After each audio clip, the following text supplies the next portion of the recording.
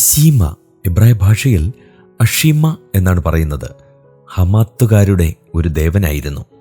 BC 722 ശേഷം അശൂർ രാജാവായ ശൽമനേസർ ശമര്യയിൽ കുടിയിരുത്തിയ ഹമാത്തുകാരാണ് അശീമയെ ആരാധിച്ചു വന്നത്. 2 രാജാക്കന്മാർ 17-ാം അധ്യായം 30-ാമത്തെ വാക്യം. എന്നാൽ അശേര എന്ന എബ്രായ പ്രയോഗം പഴയ നിയമത്തിൽ 40 സ്ഥാനങ്ങളിലുണ്ട്. അതിൻ്റെ വിവർത്തനത്തെ സംബന്ധിച്ചിടത്തോളം തികഞ്ഞ അവ്യവസ്ഥയാണുള്ളത്.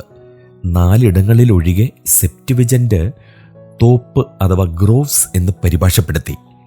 ഉത്തര സിറിയയിലെ ഉഗാറിത്തിൽ നിന്ന് കണ്ടെടുത്ത റാസ് ഷംറ ഗ്രന്ഥങ്ങളിൽ അഷേറാത്ത് എന്ന പേരിൽ അശേര പറയപ്പെട്ടിരിക്കുന്നുണ്ട്. ഏൽ ദേവന്റെ കാന്തയായും സാഗര കന്യകയായും അറിയപ്പെടുന്നു. BC 15-ാം നൂറ്റാണ്ടിൽ സോരിലെ പ്രധാന ദേവിയായിരുന്നു, അതായത് ടയർലെ. ആഹാബിന്റെ ഭാര്യയായ ഇസബേൽ അശേര പൂജ ഇസ്രായേലിൽ ഏർപ്പെടുത്തി. 400 അശേര പ്രവാചകന്മാരെ ഈ രാജ്ഞി സംരക്ഷിച്ചു വന്നു. ഏലിയാവ് അവരെ കൊന്നു. 1 രാജാക്കന്മാർ 18-ാം അധ്യായം 40-ാം വാക്യം. അശേര പഴയ നിയമത്തിൽ ബാലിനോടൊപ്പം ഒരു ദേവിയായി പ്രത്യക്ഷപ്പെടുന്നു. ന്യായാധിപന്മാർ 3:7. ബൈബിളിലെ അധിക പരാമർശങ്ങളും അശേര പ്രതിഷ്ഠയെക്കുറിച്ചുള്ളതാണ്. അശേരയുടെ മറ്റു പേരുകളാണ് അസ്തേരോത്ത്, അനാത്ത് എന്നിവ.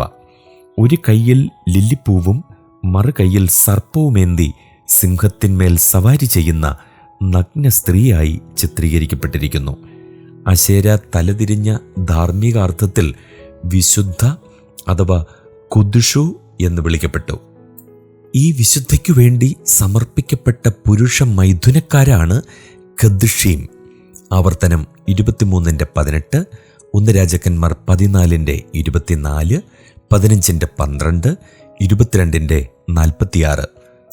ഇസ്രായേലിൽ ഇവൾ മാലിന്യത്തിന് കാരണമായി തീർന്നു. കാമവും കുരുതിയും കനാന്യ മതത്തിൻ്റെ പ്രത്യേകതകളാണ്. ബാൽ പുരാണ ശകലത്തിൽ അനാത്ത് നാശത്തിൻ്റെ അട്ടഹാസവുമായി പ്രത്യക്ഷപ്പെടുന്നു. ഏതോ കാരണത്താൽ അവൾ യുവാക്കളും വൃദ്ധരുമായി മനുഷ്യവർഗത്തെ മുഴുവൻ കുരുതി കഴിച്ച് മനുഷ്യരക്തത്തിൽ കഴുത്തോളം മുങ്ങി മുന്നോട്ട് നീങ്ങി. ബാബിലോന്യ ദേവന്മാരുടെ പട്ടികകളിൽ അഷറാത്തും എന്ന ഒരു ദേവതയെ കാണാൻ കഴിയുന്നുണ്ട്. ദക്ഷിണ അറേബ്യയിൽ ചന്ദ്രദേവന്റെ ഭാര്യയായി അതിറാത്ത് പൂജിക്കപ്പെട്ടു വന്നു. ഏലിയാവിൻ്റെ കാലത്ത് ഇസബേലിൻ്റെ മേശയിങ്കൽ ഭക്ഷിച്ചു വന്ന 400 അശേര പ്രവാചകന്മാർ ഉണ്ടായിരുന്നു. 1 രാജാക്കന്മാർ 18-ാം അധ്യായം 19-ാമത്തെ വാക്യം. യെരുശലേം ദൈവാലയത്തിൽ മനശ്ശെ രാജാവ് അശേരയെ പ്രതിഷ്ഠിച്ചു. 2 രാജാക്കന്മാർ 21:7. അദ്ദേഹത്തിൻ്റെ കാലത്ത് ദേശമെങ്ങും അനേകം പൂജാസ്ഥലങ്ങൾ അശേരയ്ക്കുണ്ടായിരുന്നു. യോശിയാവിൻ്റെ കാലത്തുണ്ടായ നവോത്ഥാനത്തിൽ അശേര പൂജ നാമാവശേഷമായി. അശേര ദേവിയുടെ പൂജ ബാൽ വിഗ്രഹത്തോട് ചേർത്താണ് പറയപ്പെടുക. ഗിദയോൻ ബാലിൻ്റെ ബലിപീഠം ഇടിച്ചു കളയുകയും ഒപ്പം അശേര പ്രതിഷ്ഠ വെട്ടിക്കളയുകയും ചെയ്തു.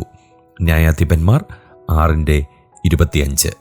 ആസ രാജാവിൻ്റെ അമ്മയായ മയഖ അശേരയ്ക്ക് ഒരു മ്ലേച്ഛ വിഗ്രഹം ഉണ്ടാക്കിയതുകൊണ്ട് അവളെ രാജ്ഞി സ്ഥാനത്ത് നിന്നും നീക്കിക്കളഞ്ഞു.